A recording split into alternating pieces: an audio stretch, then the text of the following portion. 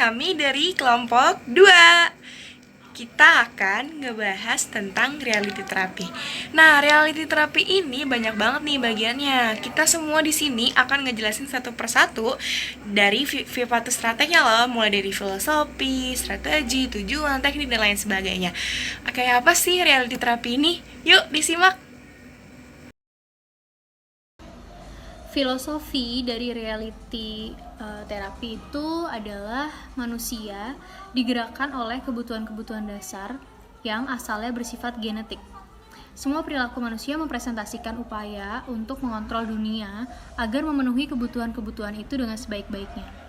Orang tidak pernah terbebas dari kebutuhan-kebutuhannya, dan begitu terpenuhi, muncul lagi kebutuhan yang lain. Kehidupan manusia itu perjuangan konstan untuk memenuhi berbagai macam kebutuhan dan untuk mengatasi konflik yang selalu muncul di antara mereka. Secara rinci, Glasser menjelaskan kebutuhan-kebutuhan dasar manusia.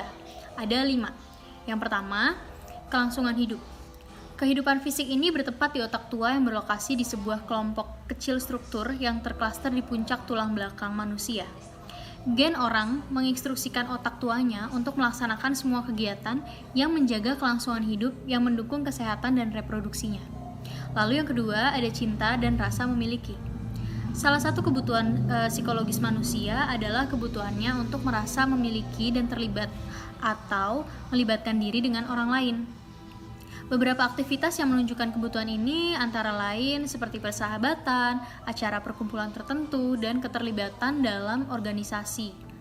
Lalu yang ketiga ada kekuasaan dan prestasi. Kekuasaan meliputi kebutuhan untuk berprestasi, merasa berharga, dan mendapatkan pengakuan. Kebutuhan ini biasanya diekspresikan melalui kompetisi dengan orang-orang di sekitar kita, lalu dengan memimpin, dengan mengorganisir, menyelesaikan pekerjaan sebaik mungkin. Lalu yang keempat itu kebebasan atau kemerdekaan. Kebebasan merupakan kebutuhan untuk merasakan kebebasan atau kemerdekaan dan tidak tergantung pada orang lain. Misalnya membuat pilihan, memutuskan sesuatu, lalu bergerak, berpindah dari satu tempat ke tempat lainnya. Yang kelima adalah kesenangan.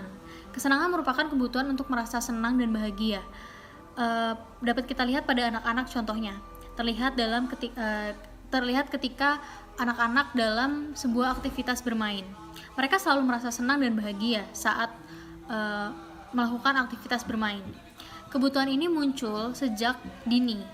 Kemudian itu terus berkembang hingga manusia dewasa. Contoh lainnya itu bisa seperti berlibur. Kita berlibur untuk menghilangkan kepenatan, lalu kita bersantai, lalu melucu, humor, dan sebagainya. Jadi di bagian patologi ini ada individu yang tidak bertanggung jawab terhadap hidupnya yang ditandai dengan ketidakmampuan dalam memenuhi kebutuhan hidupnya. Nah, yang kedua ada individu tidak mampu membuat keputusan atau menentukan pilihan dalam hidupnya. Yang ketiga ada individu dengan istilah gagal, yaitu ketidakmampuan individu dalam menerima kondisi yang dihadapinya. Tujuan. Setiap pendekatan itu pasti memiliki tujuan ya, begitu juga dengan reality terapi. Nah, kelompok kami dari kelompok 2 ini udah menyimpulkan nih beberapa poin dari tujuan untuk si reality terapi ini. Yang pertama, tujuannya ini tuh ada membantu konseli agar mampu mengatasi dan mengurusi segala bentuk permasalahannya. Jadi konseli ini bisa dikatakan harus jauh lebih mandiri lah daripada biasanya. Yang kedua, reality terapi ini digunakan untuk membantu konseli supaya dia itu bisa menemukan dan melaksanakan perilaku yang asli dalam dirinya dia sendiri. Yang ketiga, ada membantu si konseli ini nih untuk dia tuh lebih berani bertanggung jawab serta memikul bentuk resiko-resiko yang ia ambil. Jadi dia bertanggung jawab atas tindakan yang ia ambil dengan segala resiko-resiko yang ada kayak gitu.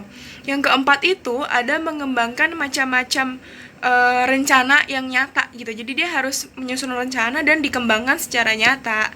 Yang terakhir itu ada membantu mengarahkan si konseli ini untuk menuju perilaku yang sukses, di mana perilaku yang sukses itu dapat dihubungkan dengan pencapaian kepribadian yang sukses, yang dapat dicapai dengan menanamkan nilai-nilai suatu adanya keinginan dari dalam dirinya sendiri untuk mengubah dirinya untuk menjadi yang lebih baik. Yang berikutnya itu ada strategi.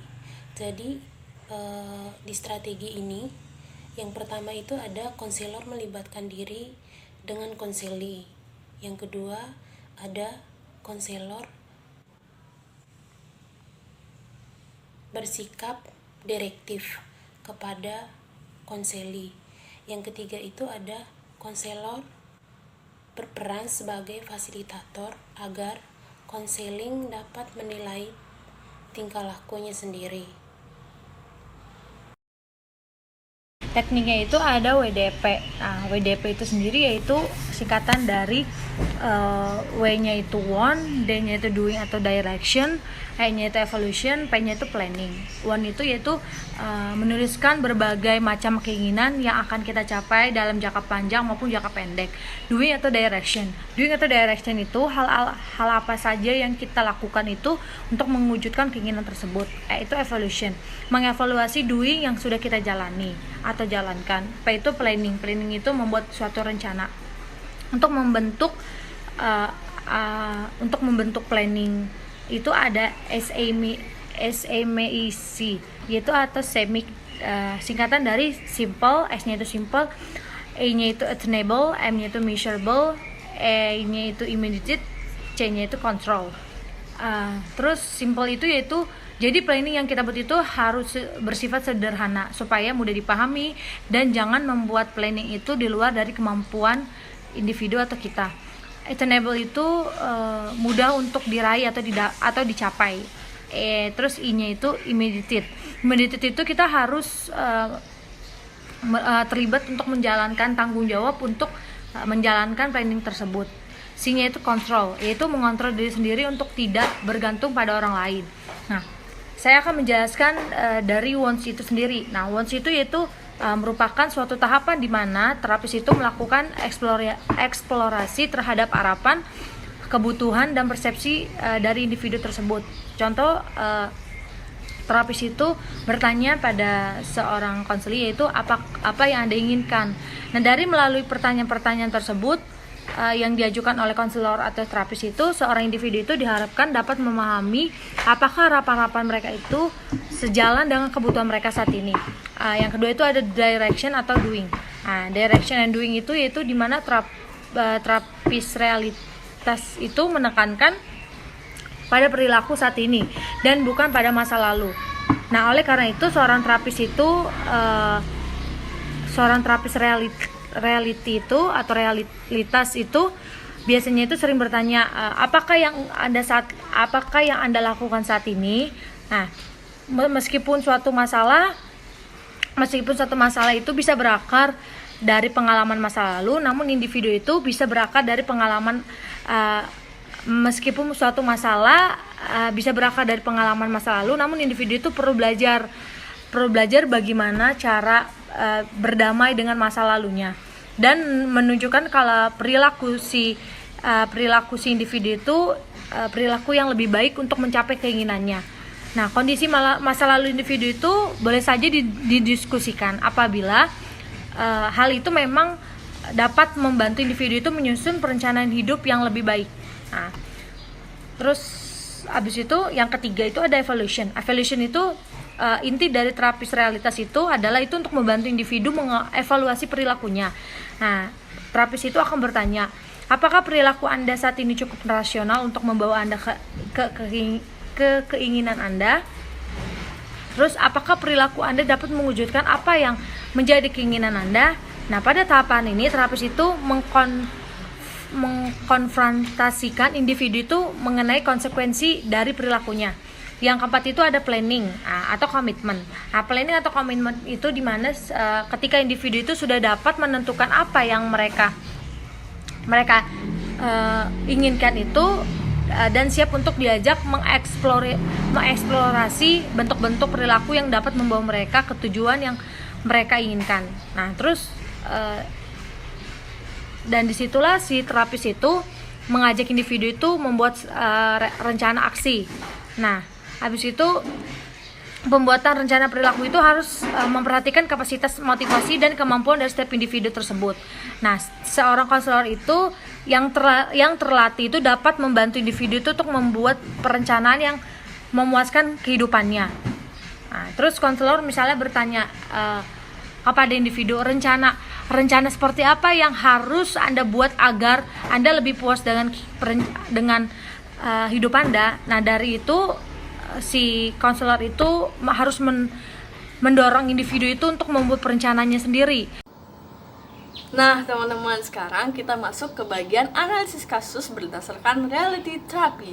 Di sini kasusnya bercerita tentang si Siti yang merupakan pacar Bobby yang orangnya tuh posesif dan manjaan banget nih. Saking posesifnya si Bobby itu merasa harus mengawasi dan membatasi aktivitas si Siti. Sampai-sampai kalau Siti tuh mau hangout sama temannya harus dapat izin dulu dari si Bobby. Awalnya sih Siti fine-fine aja sama hal itu. Dia malah nyangka kalau itu tuh merupakan bentuk dari cintanya si Bobby. Tapi lama-kelamaan si Bobby itu menjadi-jadi gitu loh, sampai Siti merasa tertekan dan gak bebas. Tapi kalau si Siti melawan kata-kata dari si Bobby itu bakal ngasih Siti perlakuan yang sedikit tidak mengenakan. Kekerasan, awalnya sih verbal, tapi lama-kelamaan fisik gitu loh. Nah, sampai si Siti sadar nih bahwa relationship-nya itu sama si Bobby itu udah gak sehat, itu udah toksik.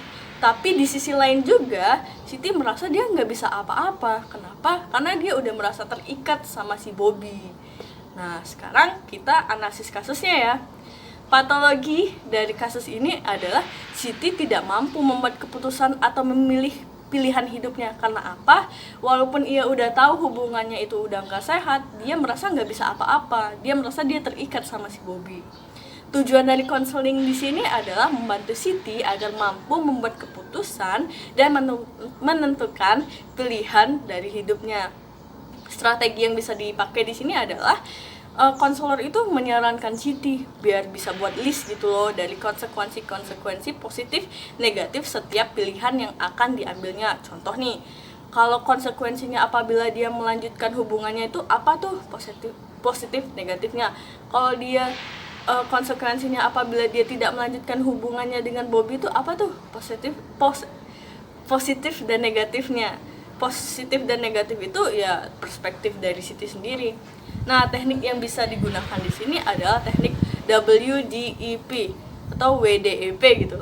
Wants, Direction and Doing, Evaluation dan Planning. Setelah dipertimbangkan ya, ternyata Siti tuh maunya yang dia ambil tuh terlepas atau putus dari pacarnya si Bobby itu misalnya gitu. Terus direction and doing-nya tuh apa? Ya belum sih katanya. Dia merasa belum ada melakukan apa-apa karena selama ini dia merasa terikat gitu sama si Bobby. Terus apa nih? Evaluasinya karena dia belum ada hal yang dia lakukan untuk terlepas dari Bobby itu, maka evaluasinya artinya si Siti itu belum rasional gitu sama apa yang dia mau tujuannya kali ini. Maka dari itu dibuatlah planningnya itu misalnya tuh planningnya pertama menceritakan kisahnya kepada orang tuanya terlebih dahulu nih, takutnya kan ada apa-apa dia juga bisa katarsis sama orang tuanya. Selanjutnya dia bisa batasin tuh pertemuan dia sama si Bobby, jadi nggak sering-sering ketemu. Terus coba tuh mulai bersikap asertif kepada Bobby, bisa nolak-nolak atau setidaknya membantah sedikit perkataan dari Bobby, atau sekedar meluapkan perasaannya kepada Bobby kalau dia tuh udah tidak merasa nyaman, tegas gitu loh sama Bobby. Terus sampai pada maksimalnya dia bisa menyatakan putus dengan si Bobby. Kalau memang dia tidak bisa mengungkapkannya secara sendiri, nah sama orang tuanya itu tadi. Karena itulah tadi dia cerita sama orang tuanya gitu. Dan planning ini tuh harus ada komitmennya gitu. Jadi bisa bertahap sampai dia bisa melaksanakan, bisa ngomong langsung kalau dia tuh putus dan terlepas dari Bobby gitu loh. Segitu aja tuh analisis kasusnya.